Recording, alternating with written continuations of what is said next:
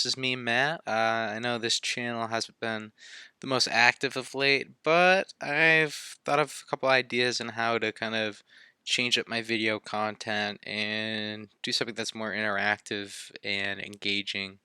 And I also just want to kind of go through memory lane and look at content that's been released, from my childhood to now and kind of follow, the change and evolving of different franchises. So for today, today being May 4th, I wanted to do a Star Wars tier maker list. Now, this is exciting because it is in the hoodie. And as much as, I'm not in love with the recent Star Wars games, at least some of them, and definitely some of the movies. I mean, I'm not one of those people who's like, Last Jedi is terrible. Like, Last Jedi is good. Like, chill out. But I was definitely not a fan of Rise of Skywalker. But to stay on course here, let's get looking at the games. I wanted to frame this from the 2000s and on, just because I haven't played all the games beforehand. There's a couple of titles that I did enjoy, particularly the Star Wars arcade game. That game that was a major quarter eater because it's just so fun. Yeah, it has great different interactive elements. Going through all the kind of different highlight moments of the series. You got the speed racing on Endor and fucking flying around on Hoth with the AT, not the AT-AT, taking down the AT-ATs, and then you fight Darth Vader in the end. Those games were a blast, and there's also like a lot of silly dumb ones from the '90s. My favorite dumb one is the Masters of Terra Kasai or whatever.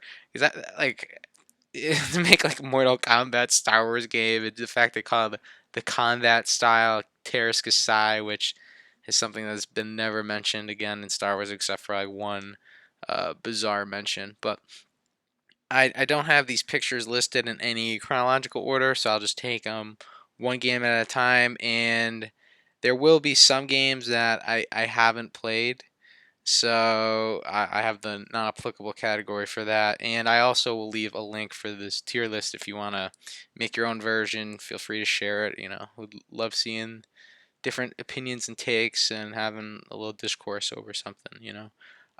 But to start, we got Star Wars Renegade Squadron. It was a PSP title, I believe, in 2007. I remember I didn't get the PSP until a few years later, but I remember when this game was launching, I was hyped for it. This was like the midst of Battlefront 2 being, a real trendsetter and being definitely one of the most noteworthy Star Wars titles. And it was not only taking that experience on mobile, but it was adding some interesting new elements like a create a character feature. And after playing it, it's a fun title, and it definitely gives you that Battlefront on the go experience that you would want to see. It has kind of a rough shape version of the Galactic Conquest feature, which is good. The create a character mode, I mean, it's cool. It's a nice little like style thing, but it doesn't really add a lot. And it can make a character who's like kind of OP, and then at that point it becomes not as much fun. I think the game in general was very easy, but it gives you what you want. It's Star Wars on the go, so I'm gonna give it a B, solid rating. Star Wars Knights of the Old Republic, the BioWare MMO game, did not play.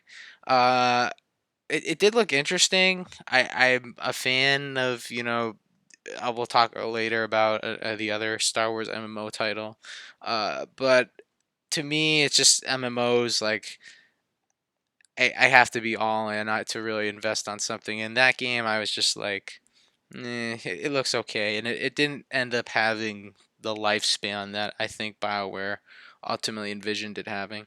Star Wars Episode 3 Revenge of the Sith. Most people see movie tie-in game and think dog shit. Uh, this one's pretty good, honestly. I mean, it's not gonna blow your mind, but I remember playing this a lot when the movie came out, Revenge of the Sith, and it's a decent kind of slashing way through with Anakin and Obi-Wan, and I like the different ending element they added to it, where it's like you could literally be Anakin and like kill Obi-Wan and then kill the Emperor and be like the big honcho in the galaxy, and that was kind of a fun twist. And I also think the multiplayer, the kind of battles mode, I mean, it's a little simplistic, but it does add to the game. I do remember having some fun with friends in that mode. So I'm gonna give it a B. Maybe might be a little generous to some, but I think it compared to most tie-in games, it's a breath of fresh air and actually being a competent game.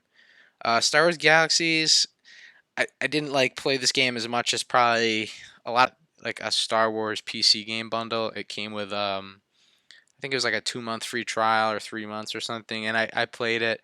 Uh, my thing about the game is it just sucks that it's so hard to actually become a Jedi. Like you really have to go through the ringer and really dedicate a lot of time. And I know hardcore MMO fans definitely probably embrace that, and it's like you really have to earn your achievements in the game. But as more of a casual MMO fan, it took up too much of my time. I do think technically it had some limitations considering the era was made in the mid 2000s, but I do think it developed a pretty decent fan base until the updates kind of ruined it. And it did kind of do a pretty solid job of taking the big world of Star Wars and putting it in an MMO sphere for players to really explore. So I'll give it a C. I mean, it's not a great game, but culturally, you could rank it as high as B, honestly. I'm not the biggest MMO fan, so just keeping it real. Star Wars Rebel Squadron, Rogue Squadron 3.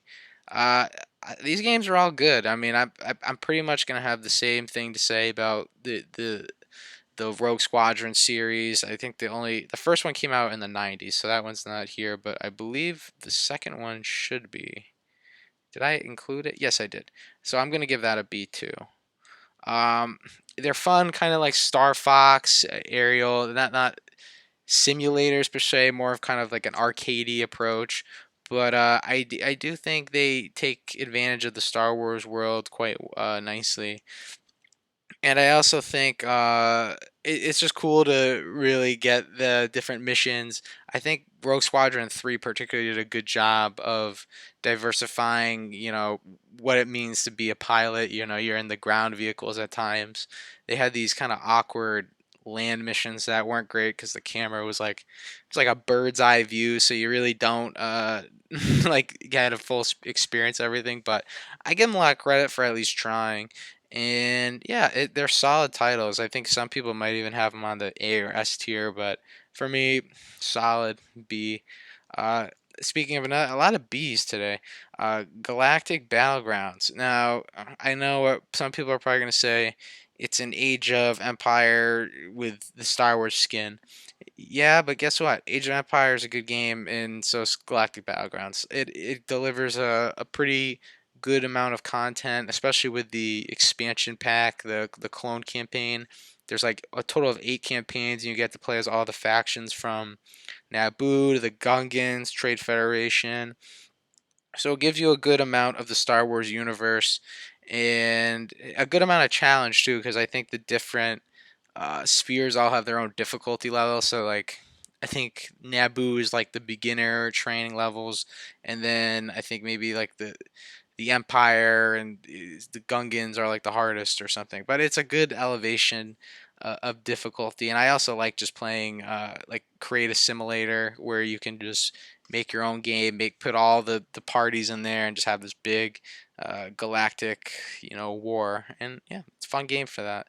So I give it a B. Star Wars Lethal Alliance. This is the first game I can really trash. I do like. I don't want to give an F though, because like I like that it's something different for the Star Wars universe. I like that they kind of took a more outside risk, and like it's not connected to obvious kind of cinematic lore. It's more of a creative diversion from that. Uh, Personally, though, it's just a game that's really limited by the hardware it was released on. I think it came out on I know it came out on the PSP. That's the one I played, but it also came out on the DS, and it just those games were not meant for like third person shooters, like, or not those games. Those consoles were not meant for third person shooters because it's just having the one joystick. It's hard to really get a feel for things. The combat's just becomes so oversimplified because everything's just lock on. Just lock on and instantly shoot. So I think while I admire the ideas of it and kind of doing something different, and I like the kind of Ratchet and Clank elements with the main character and her like robot assistant, it's just not that impressive, and it's also short, so it was also like a poor value for what you're spending your money on. Star Wars Super Bombad Racing, can't include it on my list, sadly. Although I always thought the heads were kind of funny, and they remind me of like the toys you get like from a Happy Meal or something. They're just these goofy like bottle-sized heads, and yeah, I don't know. I mean, I'm curious to see if people have good experiences with this game or not, because I really have none.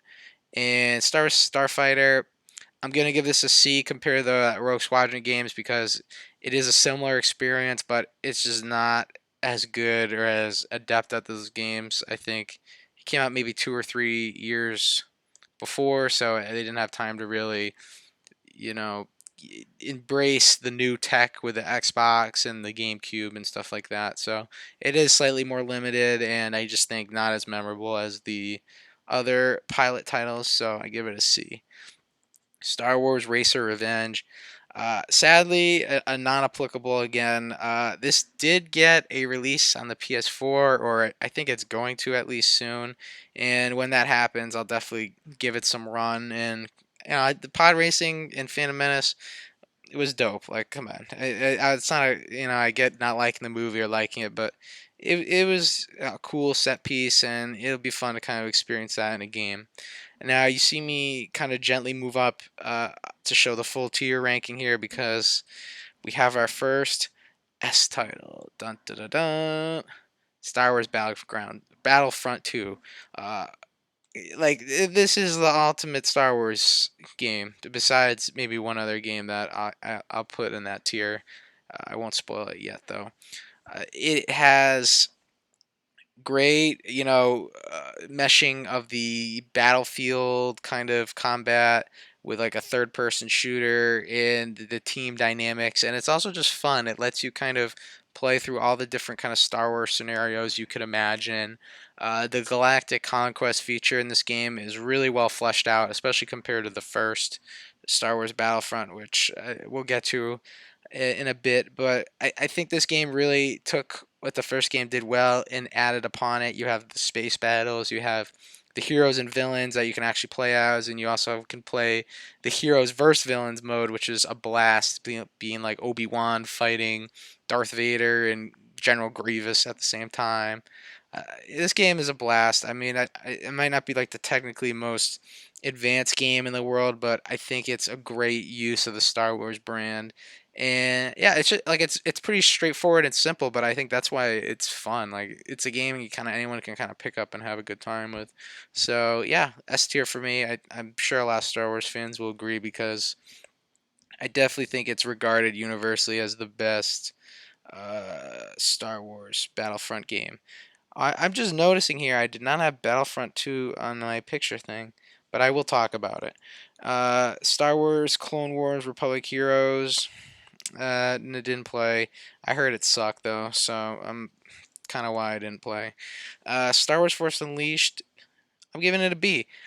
This is a game some might have in the A or S tier, but I do think the length is kind of a hindrance, but the gameplay is a blast. It's kind of this kind of God of War esque. You're just such a super powered badass, just slashing your way through everything. I have a great time doing that.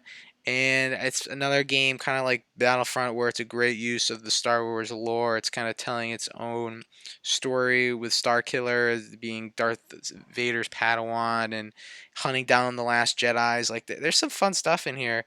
I think if I one of the Jedi Masters from the prequel series.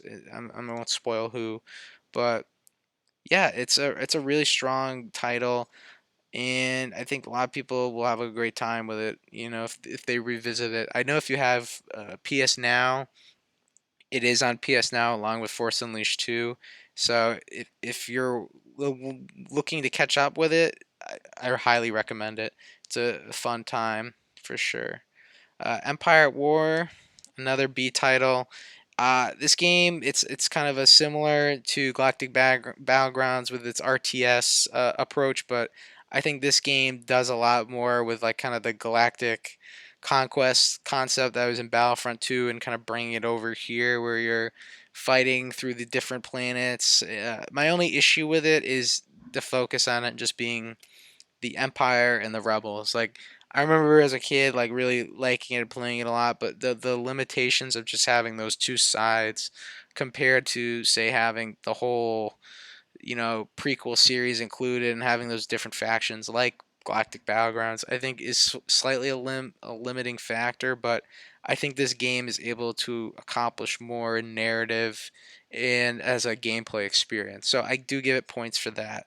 And it's a strong title. I think I never got to play the expansion. I know that added a third playing force, but I forget what they were because there was something that was not in the movies. But if you know in the comments, you can obviously share. But I just am unaware of it, and I never got to play the expansion. But our next game, the GBA Star Wars Attack of the Clones tie-in game.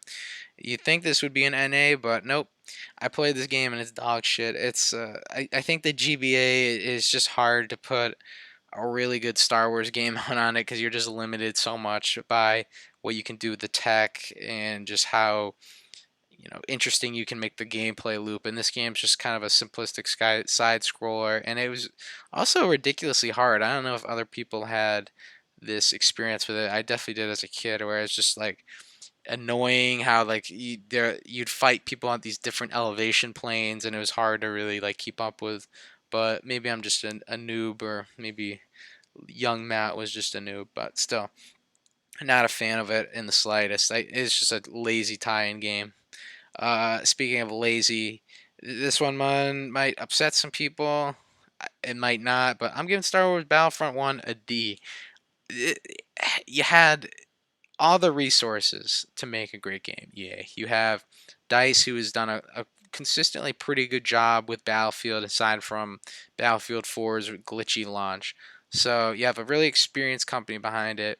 You have all the clamoring of fans who love the Star Wars Battlefront series, who haven't had a main console release in like a decade, and they make this cheap, lazy, like 5 multiplayer map game with no single player experience.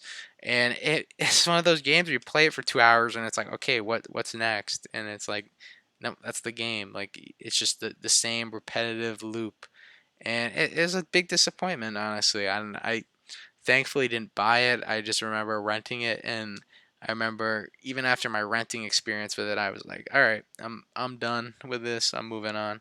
And it obviously looks better than some of the games that are ranked above it. It definitely has more of a cinematic flair, I would say, but it's just so lazy. Like it's to call this a $60 game. So I gotta be a little harsh when grading it. Speaking of Star Wars Battlefront, we have the original title. I'm gonna give it a.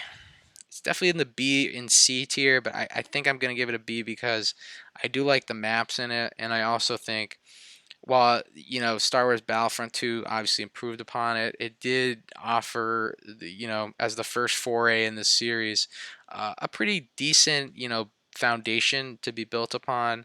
And yeah, it's a fun game. It sucks not being able to control the heroes. I remember just you're running in the battle and the CPU's Darth Vader, and they're just like terrible because the CPUs always are bad in video games. But it's just like a bummer, but I'm glad the second one added that. And I also think the second one utilizes the vehicles a lot better because there'd be some maps where you'd have a ship. Like I remember Bespin, the Cloud City, where it's like the different platforms. You could have a ship, and it's like there's nothing you can do with it. Like you go around in a little circle because like it's just a more dense map for ships. So it did have some limitations, but it's a fun game, and if you're looking to kind of revisit Star Wars roots, it's definitely a good place to start. Star Wars: The Clone Wars. This is one of the first games I got on the original Xbox. It came with like Tetris or something, and yeah, I mean, it's between C and D, but I'm gonna give it C just because it's very mediocre. It has a couple fun, ship missions. It's another game like Rogue Squadron 3, where it's like they include these on the road missions where you're like fighting as Mace Windu or something, but they're just clumsily introduced and kind of awkward to play. And yeah, it just doesn't do anything really, exciting with the Star Wars brand. It's a very like kind of meat and potatoes offering. I remember the multiplayer being pretty decent on it, but as a tie-in game, it's as forgettable as you're gonna get. Uh, Speaking of good games, though, we got Star Wars Legos. I'm gonna give it an A because not only did it lay the groundwork for, I don't know, maybe an A is too high. I'm trying to think. I kind of want to give it an A more so for the cultural factor than the actual experience because I'd probably give it a B and from that right perspective, but it does a good job of bringing these prequel trilogy back to life with kind of the Lego comedic style and sensibility, which makes it a lot more fun to kind of replay these missions. I love the just the goofy cartoon animations that are present throughout. And yeah, it's just a really fun game. It's fun. The collectible aspect of it is really engaging. Yeah, I mean, even after you beat the campaign, you're trying to get every character, get Darth Maul and all that stuff, General Grievous. Yeah, I mean, I do think it was a good foundation to similar to Star Wars Battlefront. It was a good foundation to build on, but I think this game left a much stronger impression than Star Wars Battlefront. Speaking of another A, this is tough because this might be an S. Star Wars are the latest Star Wars titles, Star Wars Jedi Fallen Order, the first EA Star Wars game where they really nailed it. Um, Damn, this is tough. I really think I could go either way with S or A. I think I'm honestly gonna go. Let's see. Beep boop beep boop beep. It's this is tough. I should have thought about it. This is like the first game where I'm like really. I mean, it's definitely a great game. That's for sure. But I think I'm gonna go. I'm gonna go A.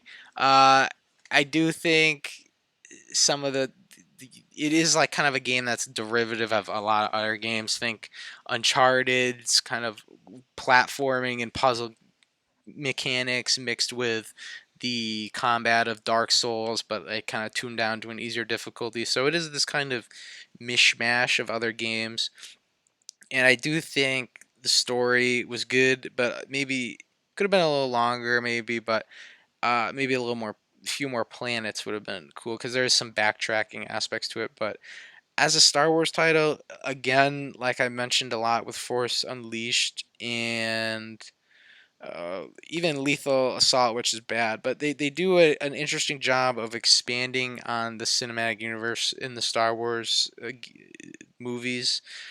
I love the inclusion of kind of the Order 66 dynamics in here and the relationship between the main character and his Jedi Master.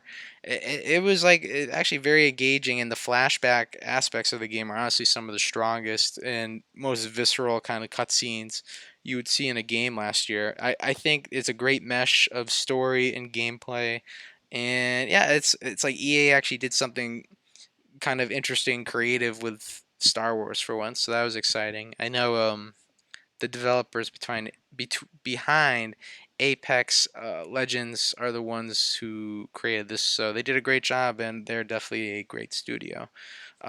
Star Wars Flight of the Falcon.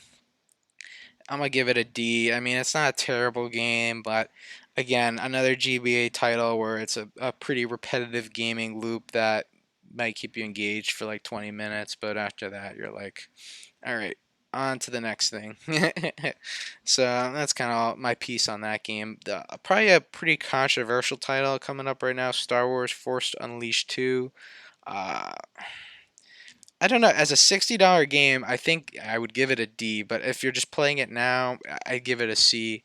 It does it does marginally improve upon the gameplay in Force Unleashed. That you can do some bigger and more visceral, insane stuff, and that's kind of fun.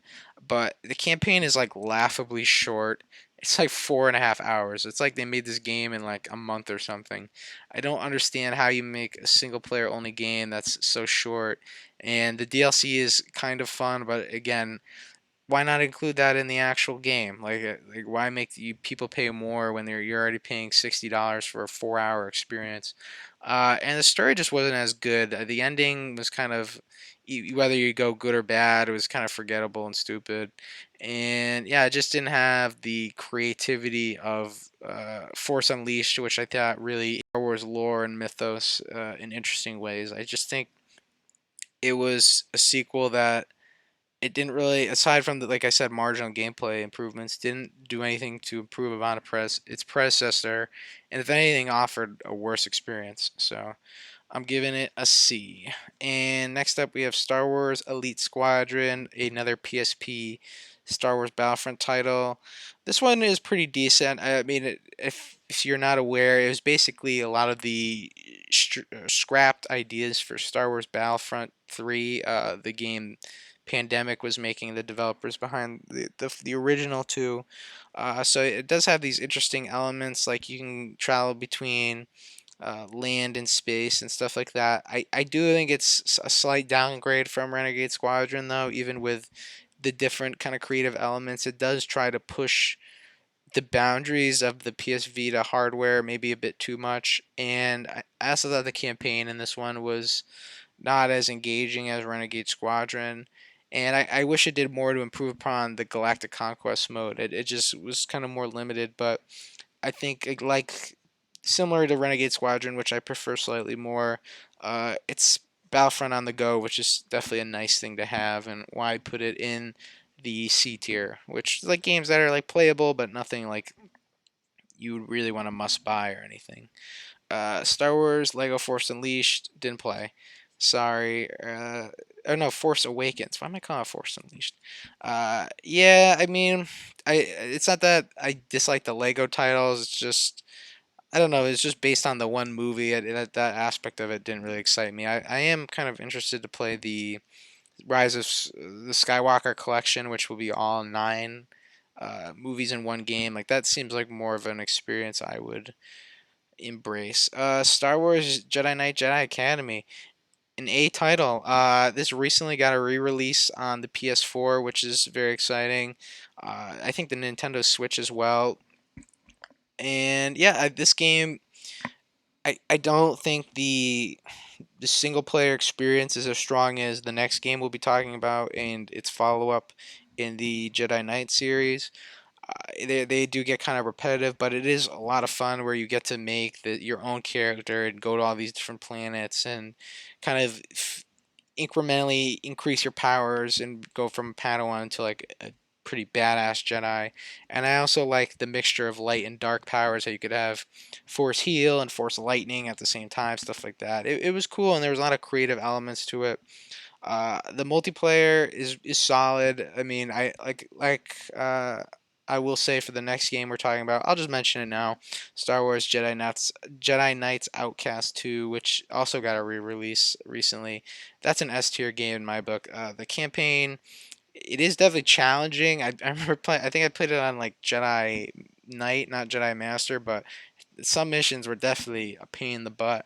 But it's a blast, and like I said with all the great Star Wars games, it expands upon the lore nicely. You weave in kind of Luke Skywalker and existing characters while telling its own story. And I just think that Kyle Katarn's journey from being this kind of smuggler to becoming a Jedi, and dealing with his feelings about his partner who he believes is dead. And yeah, I just there's a lot of strong elements with the single player, and the multiplayer is also a blast. I probably had more experience playing this game's multiplayer mode compared to Jedi Academy, but great title, and a lot of fun. Star Wars Connect. All right, F. We're moving on. This game's dog shit. I mean, come on. What you make a Star Wars game where it's dancing around and doing Han Solo dance. Like, come, this was like Star Wars at its lowest almost, where it was just such a cash and so lazy. And I mean the promise of getting to like, oh, you're slashing around as a Jedi, like cool conceptually, but execution is like a joke. So I'm giving that an F. Another S game. Dun, dun, dun, dun. Star Wars Knights of the Old Republic, or as it's better known as KOTOR. This is definitely not only one of the best Star Wars games ever, but one of the best BioWare games ever. It's this great, massive RPG where there's a great leveling elements. Choose whether you're light side or dark side. I love the team camaraderie, all the different characters you meet, and eventually join your party. They're all very interesting and well fleshed out if you really take the time to kind of get to know them. And yeah, it's something that I think this is probably the best Star Wars game ever made. Like, I think kind of easily too, because it takes this era that I don't think fans are as like well versed in, where it's like kind of before even the prequels, and really fleshes it out and makes something really engaging and inventive. And the twist is great. It's one of those things I remember when I was playing when I was younger. I was like, oh shit, before like the internet spoils everything. But an excellent title, and yeah, one of Star Wars and BioWare's best uh, achievements, I think, respectively. And its follow up, Star Wars Knights of the Old Republic 2, while I didn't like it as much, honestly haven't played it since it came out. I do remember, I think I probably played through it once, but it was a solid game, and BioWare again did a strong job. It does feel a little rushed at times, especially like the third act, and I think that's because they were on a tight schedule with development for the game. So it's hard to blame the studio for that as more as the publisher, but it's great RPG experience, some memorable characters again. And these two games in general, I would just wish they'd make more Star Wars games like this, because they're just very easy to get lost in and get engaged with, because it's really doing a lot of interesting and different stuff with the Star Wars brand. So A for that one, and A for our next one, Star Wars Republic Commando. This game was so underrated. I remember it not hearing it did not sell well, which brings me up a wall, because it's a great first person shooter experience.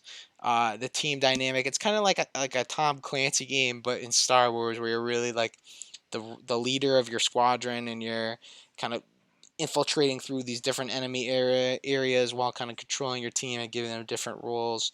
And it honestly had a really fun multiplayer mode. I remember having a lot of fun with it on the PC. So I think this is definitely one of the most underrated and under appreciated Star Wars titles, and it's a bummer they didn't do more of it. And honestly, I love the elements of how it kind of relates to Episode 2 and 3, where you're playing till pretty much the Order 66 event, and it's kind of fun to have this kind of boots on the ground experience with the clone troopers, who are often such a quiet presence in the Star Wars universe. So A for that game, really really strong title. Lego Star Wars 3. I'm trying to remember if I don't remember playing this one, so I'm just gonna give it no non applicable. It is based on the Clone Wars TV series, which I honestly have not watched. I know Star Wars fans adore it, but maybe one day I'll get into it, but I just haven't yet. But since I didn't watch that series, I wasn't particularly interested in the game. But Lego Star Wars: The Complete Saga, which I'm basically ranking as the second Lego Star Wars, I'm gonna put this at A, honestly, and I'm gonna move Lego Star Wars to B, because this is ultimately the best experience of the first game, while also adding the content of the second game. And yeah, it's just a blast. It's kind of the Lego gameplay that became an archetype for so many successful titles. So I give Traveler's Tales a lot of credit for what they established with that series. So Star Wars Force Unleashed, I actually put this picture in twice. So what I'm going to do is use this as an opportunity to talk about Star Wars Battlefront 2. Which, I mean, oh boy, what a controversial title. I remember getting it for Christmas, and when that game came out, it got ripped to shreds, and understandably, because the multiplayer The leveling up system was very simplistic. Yeah, it's all based on these loot box dynamics, so it's basically pay to win. And as probably one of the 10 people on the planet who actually played through the campaign was kind of flat, and I mean, it tries to kind of excite the player by adding in these missions where you're playing as Luke and Han Solo and Lando and stuff, which, I mean, could have been cool on paper, but the narrative itself didn't really have much momentum or creativity or ingenuity behind it. So uh, that element was flat, but I do give Dice a lot of credit for improving upon the game since its release. Like they changed the whole way the multiplayer level up system goes, which was honestly a necessary change, while also continuing to add content. So it's a game that has this very mixed perception. It's kind of like the Division, the first one, where it came out and was like, wow, this is terrible, and then they really kind of gained a second life maybe a year or two after its release. So in that perspective, I'm gonna give it. I think I have to go C though, just because it started so bad. Like it started as an F. Like I mean, the gameplay it's glossy and exciting and cinematic, similar to the first one, but it just the lack of content and you know it's like, oh, finally they're giving us a single player campaign mode, and to just mail that in completely was such a disappointment. So I gotta go see for Star Wars Battlefront 2. I apologize again for getting the picture. I'll try to add that myself when I re-edit the tier list for the public to use, so you can actually rank it. Next, we got Star Wars Demolition, early 2000s title. Didn't play it. I apologize.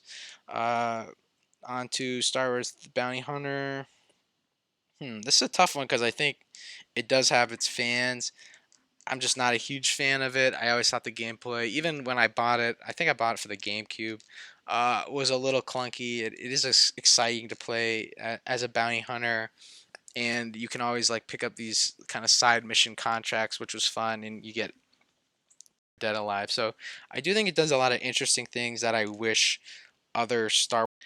But I also think, like I said, I thought the gameplay experience had some quirks that were hard to get over. Just the controls, I didn't think were that great, and it is a relatively short experience. So I think it's a game that really kind of like Star Wars Battlefront. That if I wish they got to build upon it more and like add to it with a sequel, because it is an interesting, definitely one of the most conceptually interesting Star Wars games, where it's like you're playing as a bounty hunter and kind of the bad guy for once, and especially Jango Fett, who really didn't get the development or screen time to be a great character in the Star Wars series. So I give it a C, but I know that's one that might be slightly controversial because I know people love uh, the game and the character.